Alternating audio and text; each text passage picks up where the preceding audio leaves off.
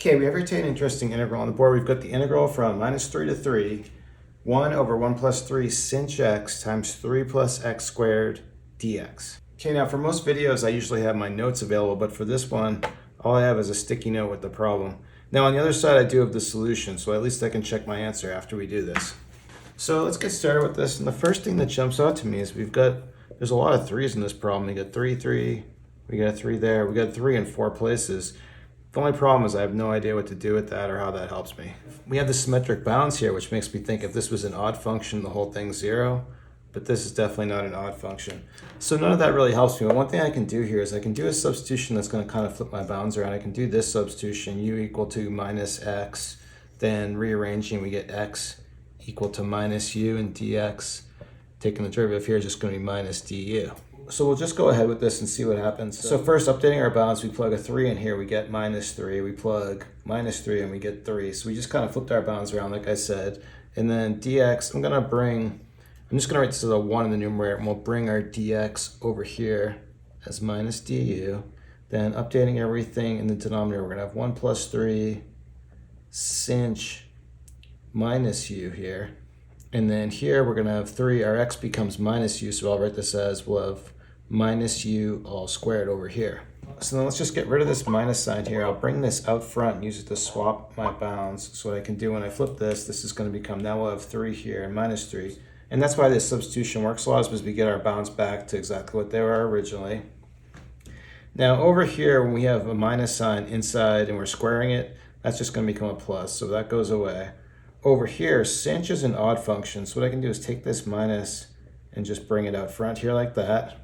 And now really my goal in this whole thing is try to get it back to look like the original, and we're making some progress, because this, if I switch this back to x, this is exactly the same as this here, 3 plus x squared. Here, this is almost the same, but we have this minus sign in front. So what I want to do is fix this. So what I can do to rearrange this is just multiply n by 3 sinh u here. And I'll do the same thing in the numerator, so I'm not changing it. We'll also multiply by 3 sinh u here. So we'll just go ahead with this. We have our same bounds here. Now, we're going to multiply this into the numerator. So first we have this 3 sinh u here.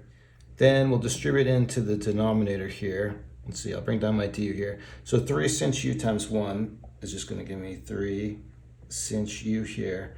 But then 3 sinh u times 3 to the minus sinh u. The exponents cancel out when we get 3 to the 0, so that's just going to give me a plus 1 here.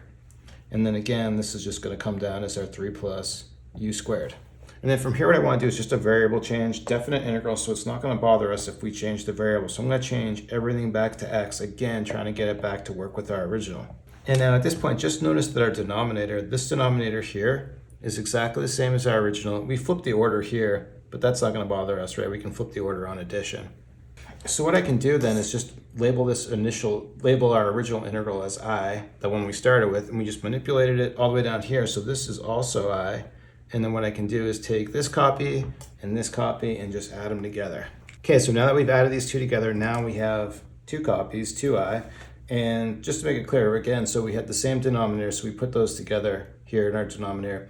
Now we have a 1 up here, so we just added this numerator to this numerator, 1 plus 3 sinh x, and we have what we have here. But then the beauty of that is 1 plus 3 sinh x cancels with 1 plus 3 sinh x to give us some simplification. And then one thing we can do with what's left is just notice now this is an even function. Right, if you plug in minus x for x, the minus sign just goes away. So this is going to be even, and we have symmetric bounds around 0.